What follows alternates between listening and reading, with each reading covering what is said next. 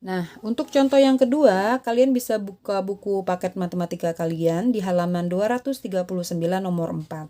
Ini saya ambil contohnya di buku paket.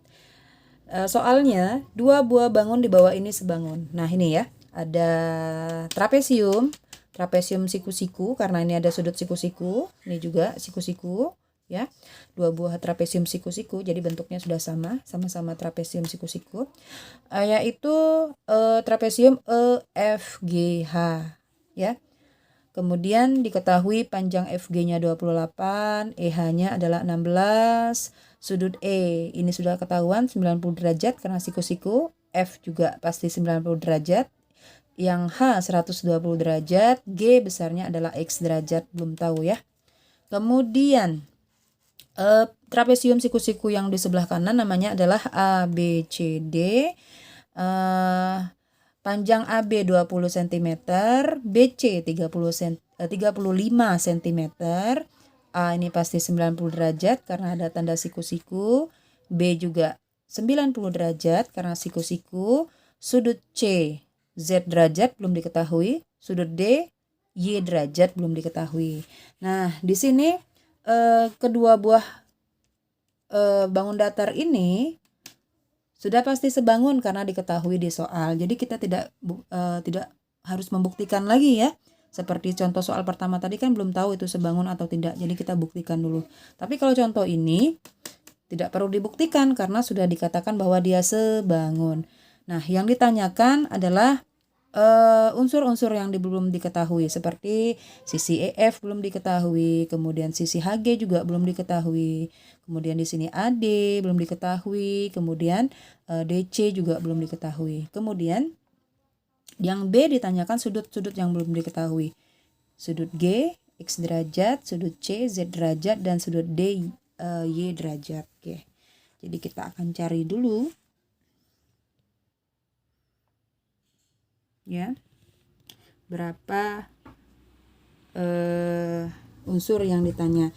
Nah, ini kan banyak yang ditanya ya. Yang A, kita ambil yang pertama dulu saja, yaitu kita akan mencari panjang EF. Nah, kita cari saja dulu panjang EF dulu aja ya, karena ini ada 4, kita pilih yang pertama dulu saja, yang penting kalian tahu caranya. Nah, untuk mencari panjang sisi, kita bisa gunakan syarat pertama tadi, yaitu sisi-sisi bersesuaian memiliki panjangnya memiliki perbandingan yang senilai ya, panjangnya. Nah, pertama kali kita tentukan dulu mana yang bersesuaian. Nah, ini EF ya. Saya udah kedepankan lagi. Nah, EF ini bersesuaian dengan siapa di ABCD? Kita lihat bahwa EF ini adalah sisi yang ada sisi sudut siku-sikunya ya. E-nya siku-siku, F-nya siku-siku. Nah, di sini yang mana? Yang ada sudut siku-sikunya, yaitu A dengan B ya. Maka di sini saya bisa bikin EF itu bersesuaian dengan AB. Karena kita mau lihat perbandingan, langsung aja bikin EF berbanding AB ya. Karena dua-duanya bersesuaian ya. Kemudian setelah EF, FG itu sisi setelahnya setelah EF, FG. Nah, di sini adalah BC ya. Nah, kemudian FG bersesuaian dengan BC. Oke. Kemudian yang selanjutnya itu adalah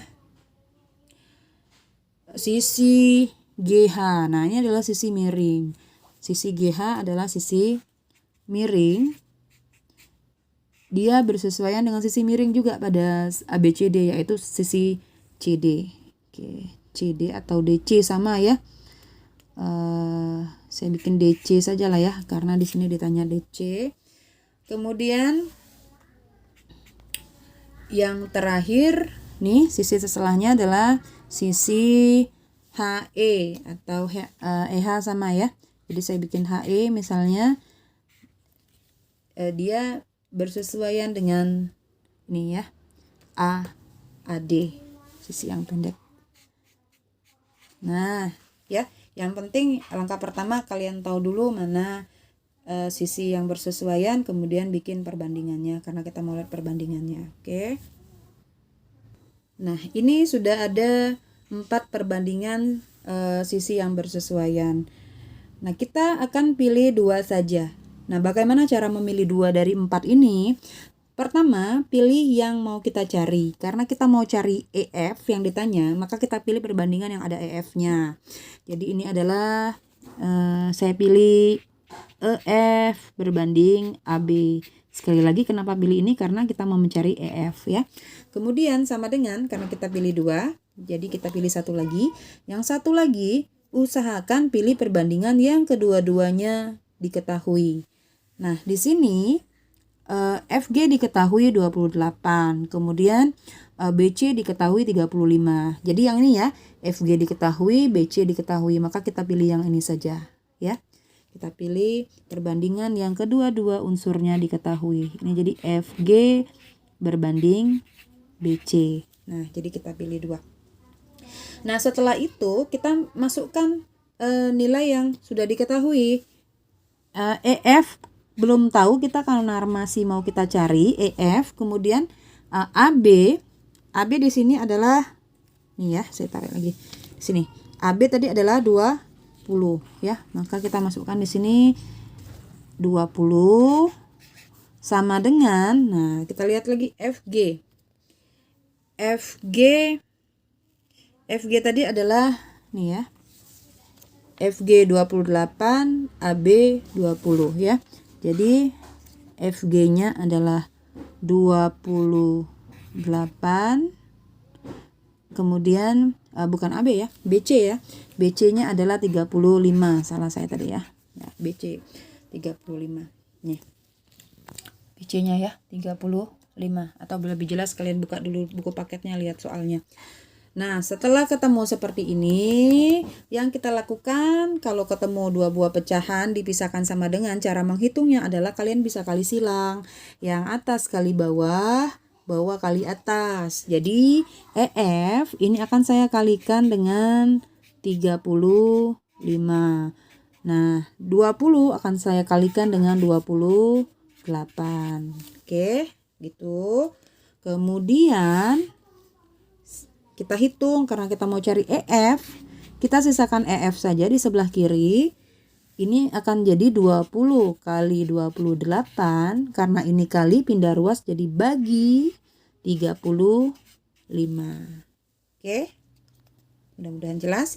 Nah, sekarang kita baru hitung. Ini boleh kalian hitung 20 kali 28 hasilnya berapa, kemudian kalian bagikan dengan 35. Atau kalian bisa lihat ada tidak yang bisa kita sederhanakan ya. Kita sederhanakan misalnya ini ya. Ini bisa kita bagi 28 sama 35, ini kan bisa kita bagi dengan bilangan yang sama. Nah, boleh begitu. Atau mau kalian kalikan semuanya baru bagi 35 juga boleh. Jadi caranya bebas, yang penting nanti hasilnya benar. Nah, Ibu mau pakai cara yang gampang yang tidak pakai kalkulator. Saya lihat 28 dan 35 itu kan sama-sama bisa dibagi 7. 28 dibagi 7 hasilnya adalah 4. Kemudian 35 bagi 7 hasilnya adalah 5. Jadi ini hasilnya adalah 20 dikali 4 dibagi 5 ya. Sehingga tuh 20 dikali 4 itu kan hasilnya adalah 80 ya. Kemudian dibagi 5 hasilnya adalah 16 cm. Tuh. Jadi kita sudah dapatkan hasilnya adalah 16 cm untuk EF ya. Itu cara mencari EF. Nah, setelah itu kita lihat ini tadi EF sudah tercari, HG, AD, DC saya lihatkan dulu. Saya memperlihatkan cara menghitung sudut ya. Sudut X, Y, dan Z. Saya cari dulu berapa besarnya X ya. Nah, X itu adalah sudut G. X itu adalah sudut G ya. X itu adalah sudut G. Nah, kita tahu bahwa bentuk dari EFGH adalah trapesium, dan trapesium itu adalah segi 4. Ingat bahwa semua segi 4 sudutnya, jumlah sudutnya ini adalah 360 derajat ya. Ingat, itu adalah sudut segi 4, sehingga sudut E ditambah sudut F ditambah sudut G ditambah sudut H itu akan 360 derajat ya. Akan 360 derajat karena ini adalah segi 4. Semua segi 4. Persegi panjang, jajar genjang, trapesium ya, belah ketupat, layang-layang, jumlah sudutnya keempat sudutnya adalah 360 derajat. Nah, E sudah diketahui tadi, E-nya 90 derajat. Kemudian F-nya juga 90 derajat. G-nya adalah X gitu ya. G-nya adalah X, kemudian H-nya adalah 127 derajat. Lihat lagi di sini. H-nya adalah 120 derajat. Nah, ini kalau dijumlahkan harus 360 derajat. Nah, berapakah X? Ya, ini bisa kalian tebak ya. Ini harus ditambah berapa biar jadi 360. Atau kalau mau hitung, ini adalah 90 tambah 90, 180. 180 ditambah 127 adalah 307 derajat. Nah, ya. Jadi 307 harus ditambah berapa biar 360?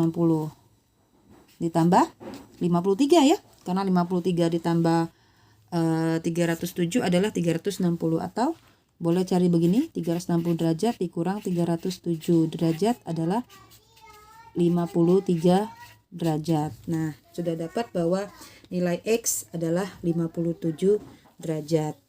Oke. Nah, saya kasih tahu lagi misalnya bagaimana cara mencari sudut Y. Ya. Besar sudut Y. Nah, kalau Y-nya berapa? Y ada di sebelah sini. Nih, sudut Y. Ini ada sebelah sini ya. Y ini adalah sudut D ya. Y adalah sudut D. Nah, sudut D ini bersesuaian dengan siapa? Lihat. Ya, dia ada di AD ya. AD tadi kan bersesuaian dengan EH ya.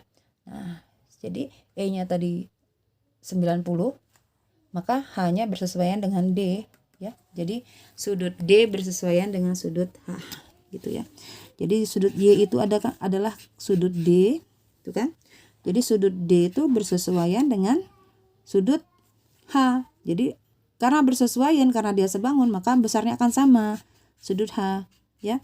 Karena sudut H-nya 127 derajat tuh, maka sudut D juga akan 127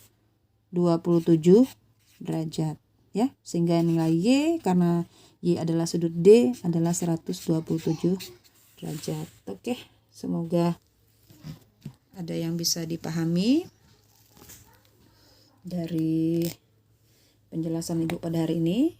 Ibu tutup. Assalamualaikum warahmatullahi wabarakatuh.